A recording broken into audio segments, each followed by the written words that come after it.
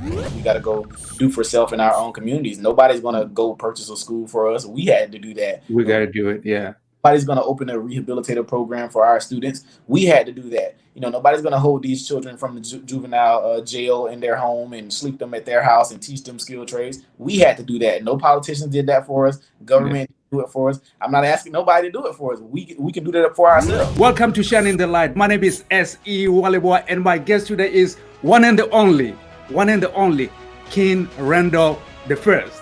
He has an organization called the X for Boys. In fall, he will be opening a school called the X for Boys Life Preparatory School. This is the man who wants the young men to know their worth. He is teaching them positive ways of life. He's showing them how to stay away from violence and be great leaders in their communities and beyond. He takes them on educational trips, and he's teaching them that they are not victims but victors. Listen to this. Cain says he is fighting for black young men before they die. That's big, man. Yes, I like the fact that he leads by example, not by making noise. How are you, King? Talk to us, man. How you been? I'm doing Feeling good. better now? I know last week you were a little bit down. Yes, sir. Yeah, I've been moving around a little bit too much, and I just been excited about a lot of things I have going on with the boys. We have a few big announcements to make still, so I just been really excited, and my blood pressure went up a little bit, and I just been moving around a little too much, but I've been relaxing now, and I'm good. Yes, sir. Okay, good, man. Good. Let's just get right into it, man. First, your background. Were you born? I know you were born in Georgia and raised in Georgia, right? Did you go to school there? Mm-hmm. Yeah, I went to Albany. Well, I was in Albany, Georgia. That's where I was born, and I went to high school at Westover High School. Mm-hmm. Wow, like until when? Until when you were like what? Oh yeah, I graduated 2017. Mm-hmm. Yes, sir. Okay. I find that what you are doing is incredible at your age, man. 21 years. You're 21, right? Yes, sir. I don't want to, tell people about your age, but man, the things that you are doing, we have to talk about your age. Yes, sir. So you're helping to raise this young men, the X for Boys, taking them out of the streets and educating them. What was your inspiration? I kind of saw mostly like some of the things that we were lacking in our community, especially in Albany, Georgia, where at one point we were the fourth poorest city in the whole United States. And also our crime rate at one point, we were the murder capital of the United States a few years ago. And looking at the crime rate for young men ages 17 through 25, and looking at the fact that we had no rehabilitative programs for juvenile offenders in our city, and even in Southwest Georgia in general, I saw a need for our children. So I started doing different field trips with young men, and I started taking them to different Black History museums, etc. Then also we started doing workshops. I started teaching them how to work on cars, work on houses. They were changing brakes, changing oil. We were changing alternators, water pumps. Also, we were doing ceiling fans, and we were changing toilets. We were painting. Any little thing that I could possibly teach them. That's what I made sure they got to learn. So the inspiration definitely came from seeing the lack, and then also seeing the children not wanting to be in their conditions. That was the most beautiful thing to me, because after starting to teach the young men and seeing that they didn't want to be in the conditions that they were in, that was the most beautiful thing for me. Mm. And so when you started at 19, I believe, 18 or 19, around that time, and you bought your first house, right? Yes, sir. Mm-hmm. But then you lost your job. Yep. Yes, sir. I mean, that must have been tough, because because at the same time you had to take care of these boys, man, right? Right. So you decided not to look for another job, but instead decided to serve at the highest capacity. Mm-hmm. Can you talk about the art of defeating obstacles, Absolutely. especially during these times of the pandemic and so forth, right? Yes, sir. Absolutely. Yeah. At that time, when I lost my job, it was hard. Just trying to manage everything. But I decided that I was going to go full time into working with children. So what I decided to do, me and my little brother, he's 15 right now. But what we started doing was I got on YouTube and I learned how to paint people's houses. So we started painting houses. We started working on people's cars. I learned how to cut hair. And all that. I just started trying to do as many things as I could to be able to make money, but also control my own schedule. So this is what I was doing every day. I didn't go get another job. I just started trying to work with the children full time, as well as doing the things that I learned how to do. I just felt like I was just wasn't about to sit around and mope, and I couldn't find a better job. So I was just like, well, what we're gonna do is we're gonna start working with these boys constantly now. And me and my little brother got up and we learned how to do some things. We sit at home and watch some YouTube videos, and we learned how to do it, based off of some repetition. So now I'm really good at painting, really good at cutting hair. I'm really good at working on people's cars, simply because of just the art of repetition and wanting to learn how to do it.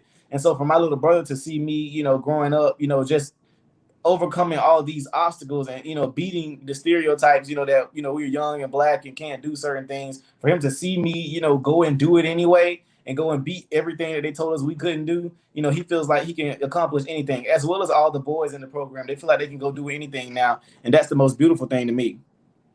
Wow. So you have to learn some stuff from the YouTube University, right? Absolutely. YouTube University is important. Yeah, I learned a lot from YouTube University. I remember 2 years ago, these guys, I went to the mall and I wanted to change the glass for my phone, right? Like, these guys wanted to charge me a lot of money. I was like, man, I think I can do this thing myself. So I went back to YouTube, start researching. Then, I changed everything, So I only paid about $30. Yeah, I bought a glass for $30. The labor was free, right? So let's look at the name of your organization, the X for Boys. What is the value of X and the X for Boys? Or is it just a variable that represents African names that we lost through slavery? Absolutely. Well, the X simply means unknown. That's exactly it means unknown. Our motto is "Let us make man," and the X for boys. We're teaching young boys how to be men. That's something that they don't know when they come into the program. So we're teaching them that. We're giving them that X. We're showing them the unknown, and how to be men. And so, if I recall, you said you are working together with the school district because you believe in working together or being an ally partnership. Talk about the partnership with the school district and what it means. Also, do you think I don't want to go back to the Roland Martin thing, I thought it was awful, So, but talk about the partnership with the school district and what it means. And also, do you think Roland Martin's behavior towards you was a sign that some Black folks are not trying to work together, or that was just a misunderstanding? Yes, sir. Well, the partnership that we're developing with the school system, they're actually going to help provide us with teachers for our school, because they wholeheartedly believe in what we're trying to do. And also, our school system was thinking about a few years ago actually implementing an all boys location to try and see would that curb some of the behavior issues that they were having, but they weren't able to because of some pushback from the community. So here we are, coming years later, with the all boys program that, nobody can give flack to. They're wanting to put all the resources behind what we're trying to do because it's going to help everybody. It's going to help them. It's going to help us. It's going to help the boys in the community. So they're wholeheartedly behind what we're trying to do. They're trying to help us with school buses, as well as feeding the children, etc. But we'll still have our own curriculum and we'll still be our own private institution. That's why I believe in having allies and partnerships, because if we could use each other, that's something good. Plus, our school board everybody's Black. Superintendent's Black. Everybody on the school board is Black except for 2 people. But everybody is in support of what we're trying to do for our community because they see that we need it. So they're going to use the resources that they have to help us, with our school, and we're going to allow them to. So I didn't want to go the route of trying to bash our school system and things like that. Right. That's not something I'm interested in doing. I believe in having partnerships and working together because you never want to burn bridges. You never know when you're going to need to cross them. Right. And so the school is not only for Black boys, right? So no, sir. You just most people are only going to see an influx of Black children because where we live is 74% Black. So of course you're going to see mostly Black children because we live in a mostly Black city. But I have served children, white children, Hispanic children, Asian children. I've served children of all races. But you're going to see an influx of Black children. But I think all children would benefit from correct teaching. because if you're teaching children of all colors the wrong, history and the wrong things, they all are gonna, get messed up, in the mind for it, whether that be in a good way or a bad way. So I definitely think we should be teaching the true history to all children of all colors. So that way everybody can coincide, and be together in one piece. Mm. And also you have a boarding component to the school, right? Yes, sir. The boarding Mhm. school portion of the school won't open for about a year, because we have Okay. to get necessary licensing and things like that, as well as get the necessary zoning and working on their sleeping quarters as well. So the boarding school portion won't open for about a year, maybe a year from now. But during the fall, we'll go ahead and open for instruction. So when the school begins, it'll be almost like regular school, where they're going home at the end of the day. But a year after that, we'll be able to open the boarding portion where they'll be coming to stay. Wow. Glad you are doing this interview, brother. This young man is phenomenal. Seems like people know you, man, and so is needed in our world. That's Naru. Yes, sir. So so when you started the program, the X for Boys, Mhm. did you have a school in mind at that time? I think you sort of kind of answered that a little bit. I just want you to go into the specifics, right? And so, what Mhm. is the vision for you for this school? Absolutely. Well, when I first began the program, I definitely had the idea of, just teaching the children and molding them, etc. But Mhm. once I saw what they were lacking, I Mhm. definitely said that I wanted to open a school one day. I didn't know how fast it was going to happen. I didn't know how soon I could do it, but I wanted to make sure I could do it, for the children. So I definitely told them, multiple times, we're going to open a school one day. I don't know when we're going to do it. Don't know how we're going to do it, but we're going to make it happen. We're just going to have a little big boy faith and believe in ourselves, and we're going to make it happen. So that's kind of where I am with that. But the vision for the school is we want to make sure that we're teaching the boys the art of manhood, teaching them the science of family, teaching Mhm. them how to protect their women and children, how to protect themselves, how to survive in the wilderness, firearms training. All of these things I believe are extremely important for young men growing up. We want to make sure that they're learning those things that granddad used to know, and back when our family structures were intact, and marriage wasn't, divorce wasn't so high, and there weren't so many single parent homes. We want to reverse that and reverse this attack on masculinity, and teach our boys how to be men again, so that way we can be protectors, providers, and good stewards of our communities. That's cool, man. That's cool. Absolutely. So, as far as the curriculum is concerned, it does not come from the school district, right? No, You have your own, so you're gonna craft your own syllabus.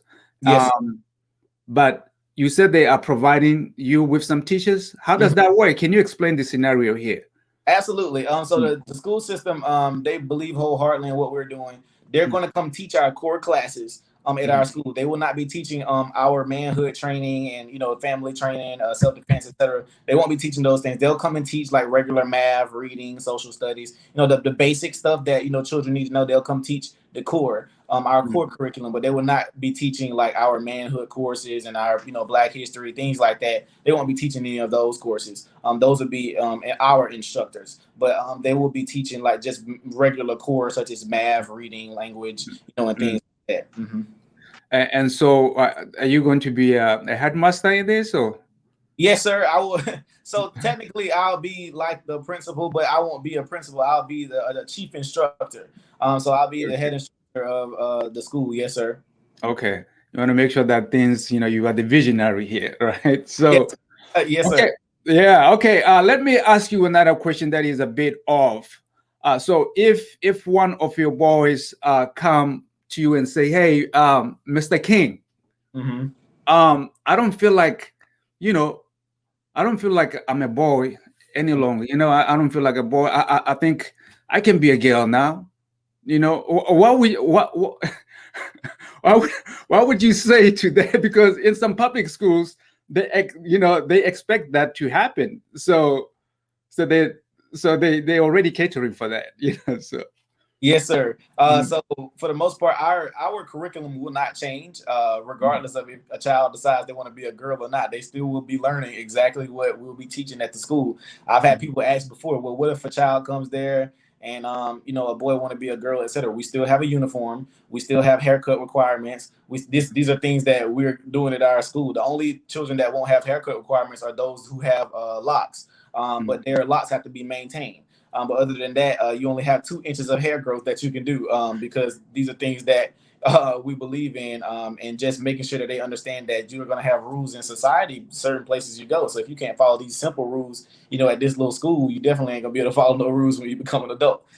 But yeah, so if they decide they want to be a girl, that's it's up to the parents to decide whether they want to take them out of the school. But our curriculum will not shift or change. You will still be learning how to be a man. You'll still be doing manhood training. You'll still be doing wilderness training. You'll still be doing firearms training. All of Yeah. those. We'll still be teaching you how to be a man. So I'm not sure if that's going to work out. I'm not sure if a child's going to want to come there if they want to be a girl, because you're coming here learning to be a man.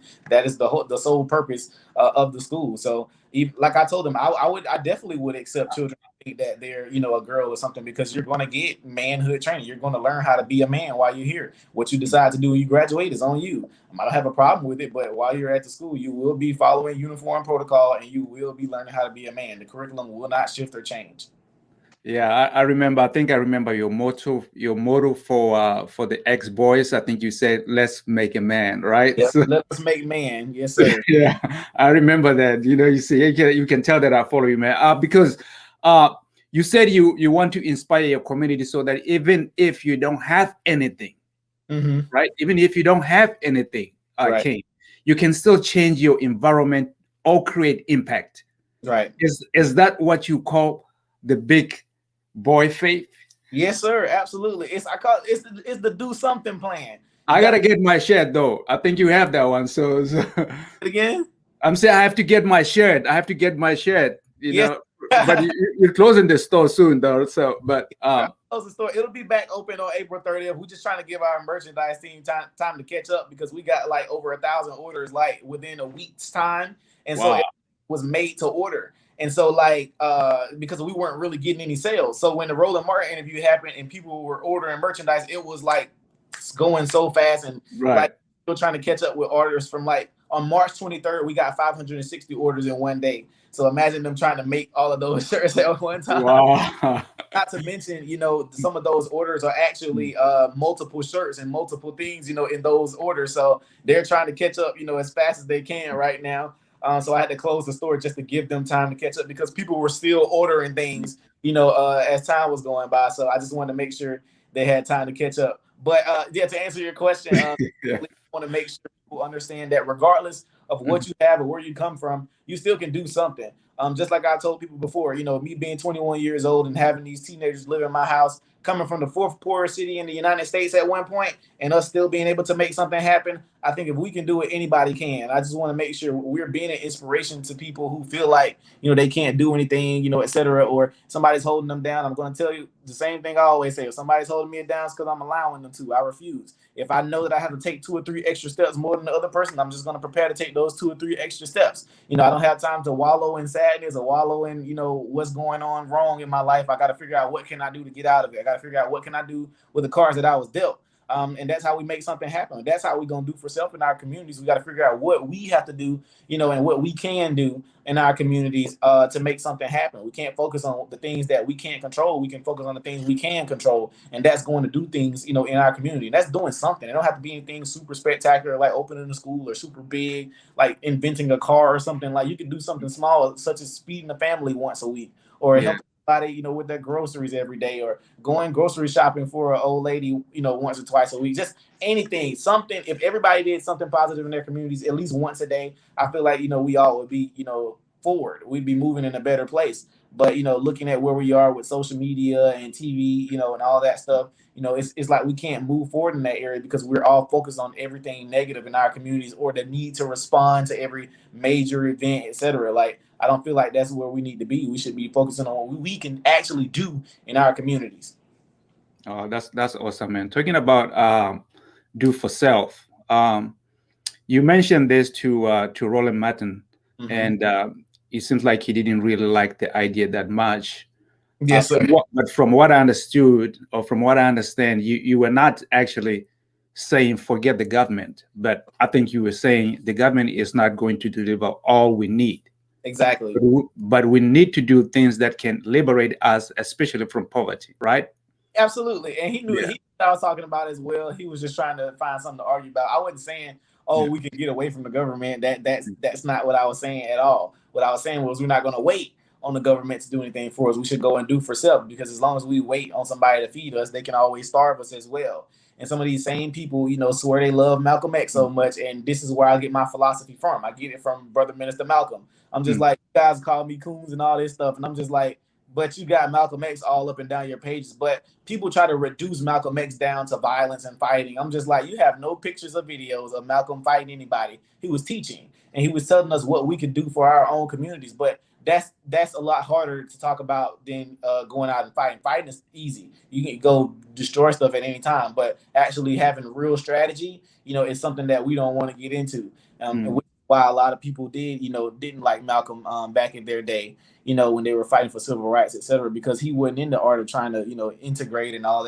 those things. He was just saying we should go do for ourselves in our community, because every time we go get something or get a handout, etc., it's like we don't want to do anything for ourselves anymore. It's like that's all we're waiting on, and I'm just like, we shouldn't be doing that. We got to go do for self in our own communities. Nobody's going to go purchase a school for us. We had to do that. We got to do it. Yeah. Nobody's going to open a rehabilitative program for our students. We had to do that. Nobody's going to hold these children from the juvenile jail in their home and sleep them at their house and teach them skill trades. We had to do that. No politicians did that for us. Government didn't do it for us. I'm not asking nobody to do it for us. We can do that for ourselves. Yeah. And so it's bearing witness to that. And they can't even argue with me, because I'm about the action. I don't argue. I don't talk back and forth on social media, none of that stuff, because you can't argue with action. These guys have been talking their whole lives, taking people's money, making them mad. And I'm just like, that's all you guys been doing. I've been working for the past 2 years, and that's why people are so attracted to my message, because I actually have the action behind everything that I talk about. Wow, man. So you're not waiting for no superheroes coming. No, sir. Yeah.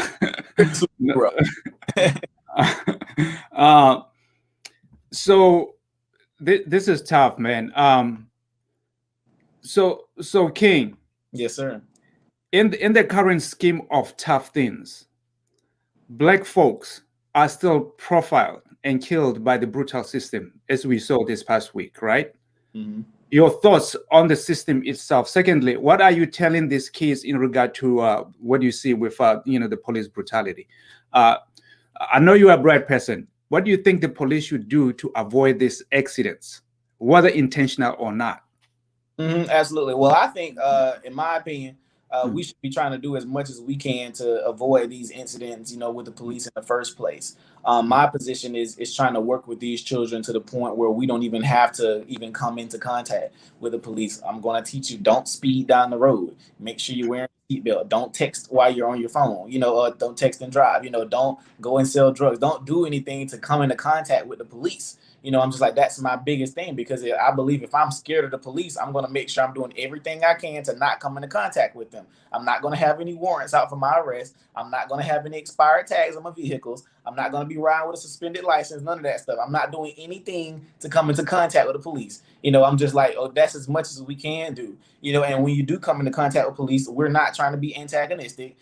Just like, Brother Khalid Muhammad said, he was like, don't be antagonistic. Don't sit there and try to fight the police on the side of the road. I ain't got time to be arguing with them. If they want you to get down on the ground, get down on the ground. I'm not about to resist arrest. I'm not about to try and fuss with them and tell them what my rights are. If I believe that I am right and they are wrong, I will go fight it in court. But I am not about to argue with a cop on the side of the road that has a gun and a taser. I'm not about to argue with them. I'm going to state my point one time. If they don't like it, then it is what it is. I have a family I have to go home to. I have children that are counting on me, and I refuse to die because I want to fight the police or tell them what my rights are. None of that stuff. I don't have time for that. If push comes to shove and I do have to fight for my life, then that's what I have to do. But for the most part, I'm not about to argue with them. I'm going to do what they ask me to do. And if I believe that I am truly right, then I'll fight it in court. But half the time, some of these incidents don't have to happen because we like to act like, we retarded when somebody pull us over. I'm just like, you already know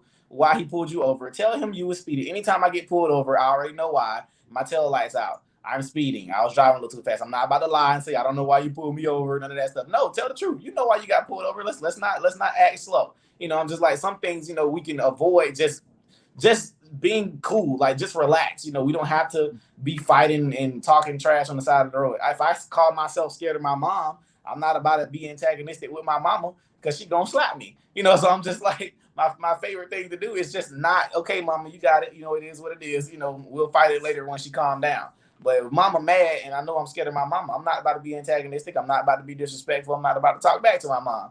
I'm just gonna be quiet. But again, with that life or death situation, man, I have a family. I got to go back home too. I have children counting on me, and I refuse to lose my life just because I want to argue or state my point or show my ego on the side of the road. I don't have time for that. Wow, that's really I hope when we redistribute this message, I think a lot of people are gonna enjoy this. I think this is powerful. Look, man, I know you believe in voting. Mm-hmm. And as far as politics, I know you believe in voting, but you don't think voting is the ultimate panacea, for Black liberation, right? Because in most cases, the people we vote don't actually do anything for us, right? So I really want to hear your stance on this restrictive voting laws passed in Georgia.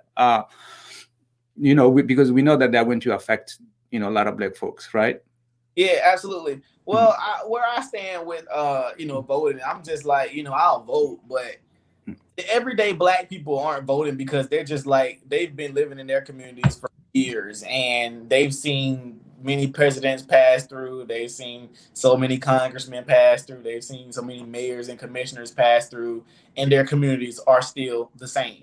I don't understand how they convince us every year that it's like politics. Oh, it's going to get worse if you don't vote for me, and it's still the same when they get there and when they leave. I'm just like, you guys aren't doing anything for our communities at all, and I'm just like, this is absolutely ridiculous, and you can't get mad at people not wanting to vote because I'm just like, they don't see any changes, no major changes. They don't want no little, piece of the pie here and there, no crumbs, from voting. They want something real and systemic to happen in their community. So, where I stand with that, I'm just like, I'll vote, sure, but I'm not about to fuss at people, for not voting and things like that because they don't see changes happening in their communities, and I don't either. I don't see anything major that's happening since we've been able to vote. Honestly, our community's conditions have worsened since we've been able to vote. Since the Voting Rights Act passed, everything that's happened in our communities has went down. So that's kind of where I stand with that. But I do believe voting could be a strategy if we put money behind our own politicians that aren't funded by the government or funded by any corporations. If we put money behind our own candidates, maybe I think we could have somebody in there that could speak for us. But as far as having any politicians in there thinking they're supposed to be doing something for Black people, no, I'm that's not where I stand at. So your thoughts on white supremacy? Is it a poison that can be combated outside politics? Absolutely. I definitely think it could be combated. I mean, where I stand with that is, I think too many people let that consume their minds.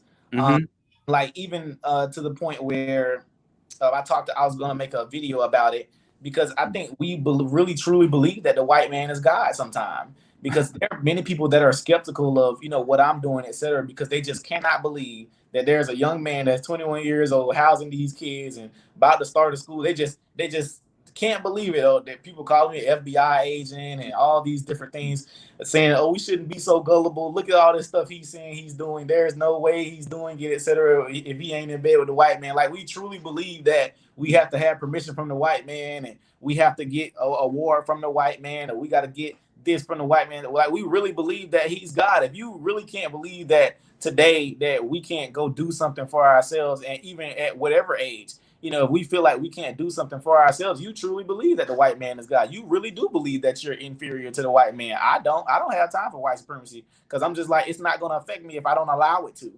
That just is what it is. I believe that I'm supreme. I don't believe anybody else is supreme over me, and I'm going to show in action that I believe that nobody's supreme over me. As long as I believe somebody's supreme over me, I'm not going to want to do anything for myself. And that's kind of where I stand with that. So for people, every time, like even Jay-Z said in his song, he was like, a nigga got to be Illuminati if he shine.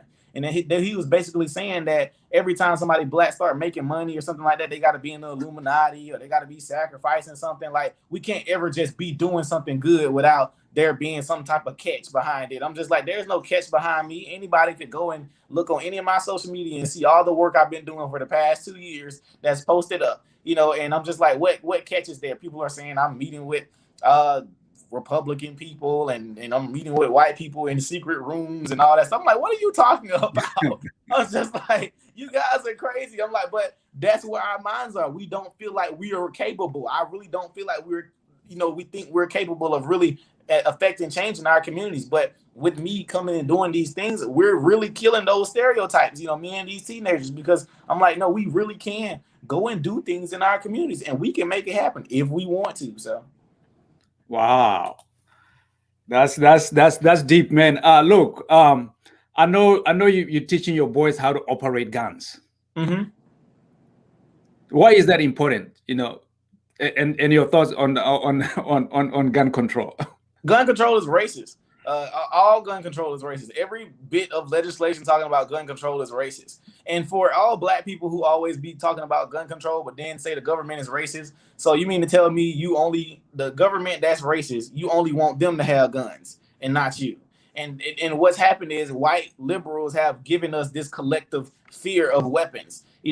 Black people, most black people I know just are scared. Like, if they see a gun, they get scared and it's just, oh my God, a gun. Like, I'm just like, y'all gotta stop that. I'm just like, you need weapons. And white Republicans want you to have weapons. They don't care about you having guns. They're trying to help you with your Second Amendment rights. And so, I've had people offer to come help teach the boys, how to shoot, better and have better accuracy and stuff. These same white liberals that's out here telling you about gun control up here teaching their kids how to shoot guns at 4 and 5 years old. You better stop that nonsense talking about gun control. That is absolutely racist. They don't want you to have guns. They don't want you and your family to have guns. They only want to be the ones that have guns.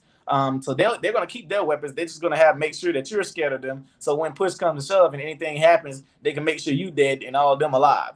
So my thing is making sure we're prepared for anything, and making sure we're able to protect ourselves and defend our communities. But yeah, gun control is absolutely racist. I don't see how people don't even see straight through that nonsense. You don't need no gun control. And I keep telling people, I'm like, you have gun control. Criminals is still gonna get guns. Half the time, these people with guns or whatever, they don't even be having no license to carry or nothing like that. These people be getting guns illegally anyway. So these people are still, this not going to stop shootings. That's just like in Great Britain, they ban guns or whatever, but everybody's stabbing each other. So what you going to do, ban knives now? I'm just like, you can't ban knives. I'm just like, you guys stop it. Like, criminals are going to commit crime. That's what criminals do or whatever. I'm like, guns aren't killing people. The people holding the guns are killing people. I have a gun right now. It's sitting on my desk and it's just sitting there. It's not going to kill nobody until I pick it up. So that's kind of how that works. So those are things, we have to understand. These white folks, the white liberals that keep trying to tell y'all about gun control, like Joe Biden and all that nonsense, they trying to keep guns away from y'all. Because I promise you, Joe Biden got a whole bunch of guns and he know how to shoot them all. I promise you, Kamala Harris got guns and she know how to shoot them all. Joe Biden grandkids and all them could probably shoot a dime out the sky. They got them. They got guns. Yeah. So I'm like, you guys better chill with that gun control stuff, man, and learn how to shoot. Yeah, let's go to let's talk about conservatism. Mm-hmm. Maybe you can explain this better than I can. I know you said it is about preserving family, not so that the family won't disintegrate, right? Yes, sir. It is about protection, right? Right. I definitely feel like, first of all, I feel like all black people are conservative by nature. Malcolm X, Martin, we was all conservative by nature, protecting our families, protecting manhood, protecting femininity, protecting our family structure, less government. What I mean by less government is not allowing the government to control every little area of our lives. Those are things that I believe are important, and a lot of black people believe the same things. It's just the media has pushed you and told you that conservatism is only for white people, etc. And I'm just like, half the stuff that Malcolm was saying and all those guys were saying conservative stuff. That's what they were saying. Frederick Douglass, Booker T. Washington, all them people they are saying conservative things. And a lot of people, used to hate on Booker T. Washington and Frederick Douglass, back in the day, because of their conservative values. But out of all of Booker T. Washington's haters, which one of them has something still standing today that Booker T. Washington does? Booker T. Washington is the only one who has something still standing today,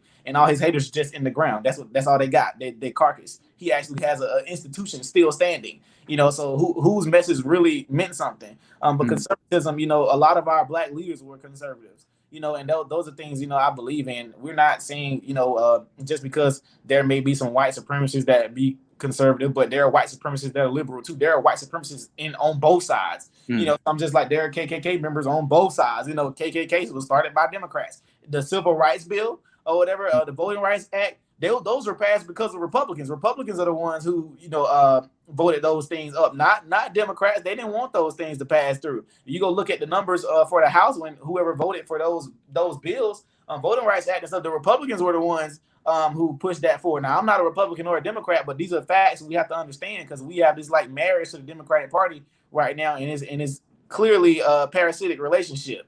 They take something from us, we get nothing from them.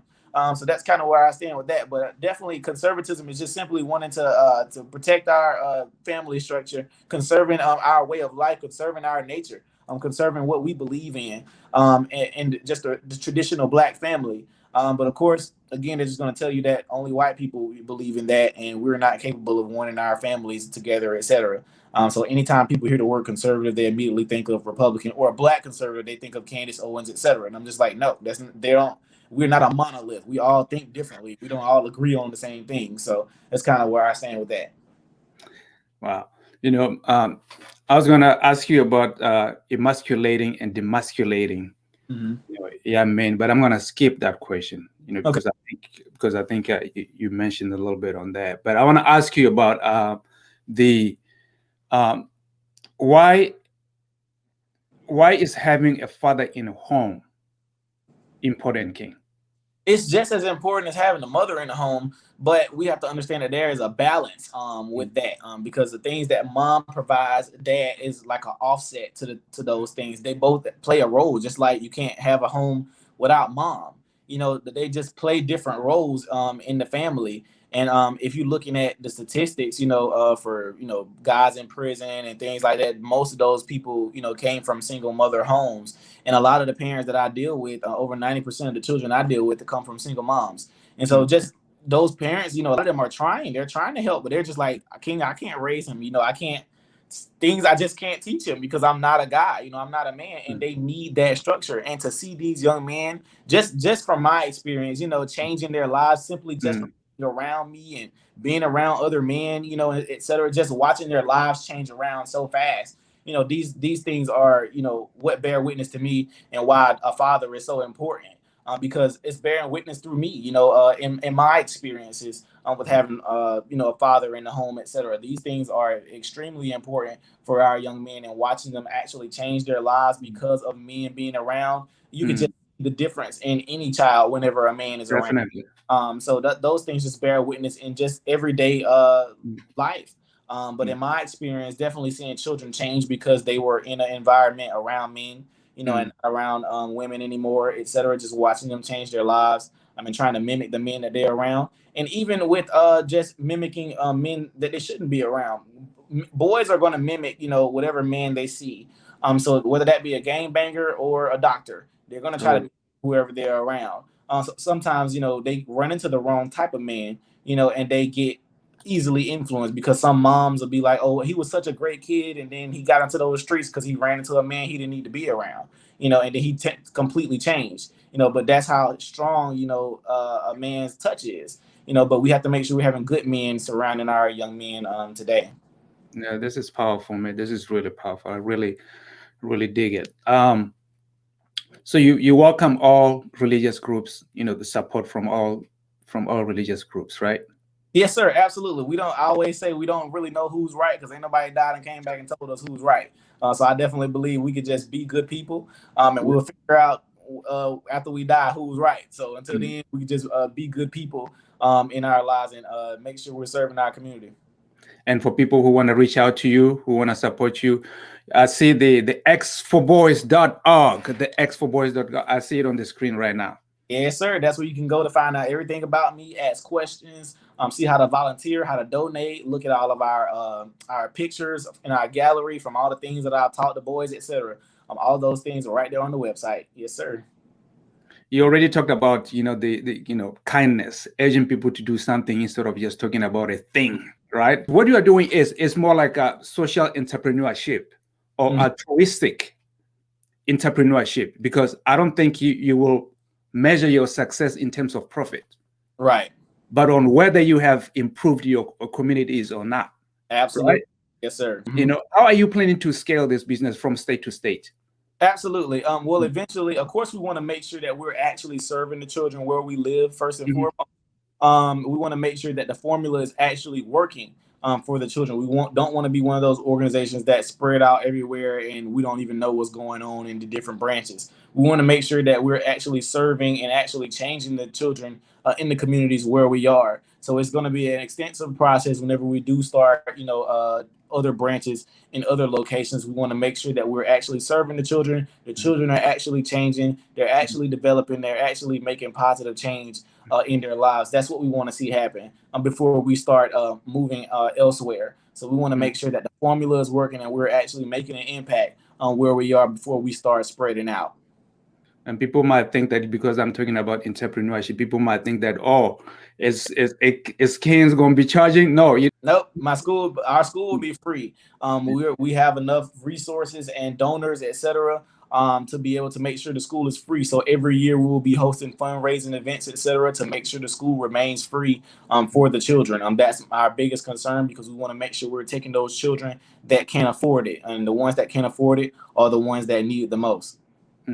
So are your boys picking up the spirit of entrepreneurship though, with what you guys doing in the program? Absolutely. All the boys, I try to invest in all of their interests. Mhm. Some of our boys, like they just built their own computer maybe about a month ago. I taught them how to. Well, I didn't teach them. They actually built the computer on their own. I actually bought the Mhm. parts for them, and they built it on their own. It's a working computer. It's a gaming computer. It's really nice. But also, one of my boys, he likes to make beats and things like that. So I bought them a little mixer and the little microphones and stuff to allow them to do that. One of my boys, he's a speed skater. He wants to be a professional speed skater. We're gonna buy him some speed skates to make sure that he's, getting into that area. I have one boy, he wants to get into making podcasts and things like that. So I'm gonna set him up to be able to do those types of things. We want to make sure that the boys are understanding that there's nothing that's not possible for you to go out there and do, especially doing it on your own. So they're definitely developing a spirit of entrepreneurship, especially looking at me and what I've been able to do in such a short time and at my age, not being much older than a lot of them. They're think they're able to go do whatever it is that they put their minds to. Mm, mm. Talk about the summer program and why is it necessary? Especially, let me ask you this. So you mentioned Booker T. Washington, right? Mm-hmm. And you also mentioned Du Bois at the same time, right? Yes, sir. Do you have any preference? Because they were a little bit different as Yeah, far as the delivery of their messages, you know? absolutely. Like I said before, who has something still standing? Okay, okay. Booker T. Washington. So Okay. coming from being a slave all the way to having an institution, that's just a beautiful story to show no matter what you come from and what you're going through, you can make it happen. Yeah. So let's talk about your book club this summer. You said some of your boys you were surprised at the level of reading, from some of your boys, right? So why is it important to do this? Uh, Yeah, so the book club, we'll be reading "Up from Slavery" by Booker T. Washington. But this mhm, book club is important is because we started doing a book club 2019. mhm, And while we were doing this book club, these children were actually developing their reading skills. We're teaching them vocabulary words. We're also doing sex education, etc., for the young men. So they were doing a plethora of things during the book club, not just reading, but developing their life skills, talking to different men from the community, etc. So these things were absolutely beautiful to see. And then, of course, the summer program, what the boys will be doing for the summer is they'll be building 2 houses this summer. We're having some construction companies work with us. We're also working with Lowe's. And the boys will be learning how to build 2 houses mhm, for the summer. It'll be competition style. It'll be 40 boys, 20 boys on each team. We'll be building 2 small 500 square foot houses. And they'll be able to design the full layout. They'll be doing HVAC, electricity, plumbing, oh, etc. to get into this, and for that's just something that'll build their confidence as well, because of, a young man 14, 15 years old, at being able to say I built a whole house. That's something beautiful. So, and then of course at the end of the program, these two houses will be donated to two homeless veterans. So we want to make sure we're giving back as well. So the boys always learn all the time that we have to give in order to receive. So I always make sure they're understanding that we're giving at all times, in regards to what we do and how we stay blessed. So that's the summer program, and as well as the book club. Naru says that will financial literacy be included in the curriculum? Absolutely, that's of utmost importance. We have we have bad spending habits, and want to make sure our boys are unlearning those things that they were taught, growing up. Because right now, my boys, it gets ridiculous sometimes. Like, we go on field trips, and their parents will send them with money. And I tell their parents, I'm like, we'll take care of everything that they need, but they'll still send them with money anyway. And their parents give them like $50, and they'll try to go spend the whole 50 in the store on snacks and just little crazy stuff. I'm just like, why? Why are you buying that? You don't even need that. Just go buy anything. It's like kids nowadays, as soon as they get money, it's like it's burning. Like they beg to go to the store and beg. I'm just like, we just bought pizza. Y'all got snacks and everything. Why do you got to go buy something else? It's just like they just have to spend it, so we're just trying to make sure we're developing better habits when it comes to money as well, for our young men. So financial literacy is extremely important. Yes, sir.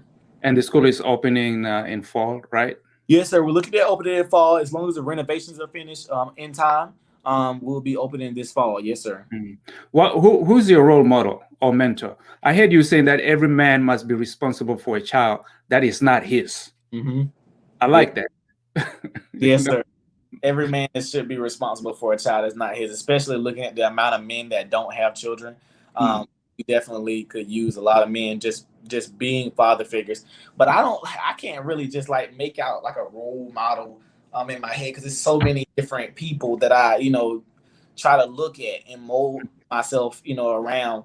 Like Malcolm, Martin, just a lot of those old heads. But I guess I'll say Malcolm and Martin just to start out, because those two, I believe, Martin to me was the most important figure he had, and then Malcolm had a beautiful strategy that he wasn't able to implement.